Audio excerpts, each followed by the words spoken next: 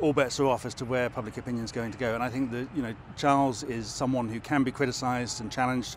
It's just going to be him, William, and then on the sidelines Andrew and Harry, and that's not going to sustain support in the way that Queen has for the last 70 years. Polling amongst under 30s has shifted dramatically over the last couple of years, and now it's a majority in favour of getting rid of the monarchy.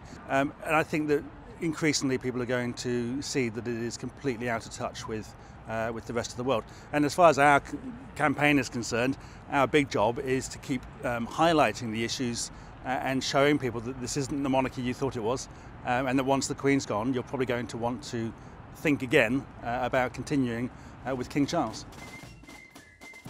Well, I mean, unfortunately, I think the royal family will be fine after the Queen. I mean, the Queen, that's the other thing about it. The Queen's, we give her a lot of, hasn't she been great? Well, what we mean is she hasn't rocked the boat, right? Somebody hasn't really said anything interesting or done anything interesting. She just turns up in the colonial regalia and smiles and shakes hands, right? That's what we actually mean when we say the Queen has been a great Queen.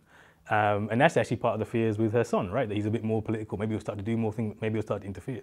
But I actually think that what you'll find is it will just carry on. The Prince Charles will step in, shake hands, do the same thing, and then his children will do the same thing, etc., etc. The institution of the royal family is very, very solid. I think these ideas that because of the scandal of Meghan Markle is somehow damaged, that's ridiculous. If Prince Andrew didn't damage the royal family, then I don't think anything will, really. Well, I don't really accept the premise that there is duty and sacrifice in being a monarch. I don't think that longevity in office is a good thing in a democratic society. We ought to have had plenty of opportunities to elect heads of state, as they do in places like Ireland, in Iceland and Finland, that could have been far more impressive, far more inspirational. But instead we've had the same person, not because we've chosen her, but because we've been told that's the way it's going to be for the remainder of her life. And I don't think that's necessarily something we should be celebrating. The royal family is really, really popular, but that's not a reason to keep it, right? It's actually a reason to educate people about what the royal family really is, because it really, really, really shouldn't be popular at all.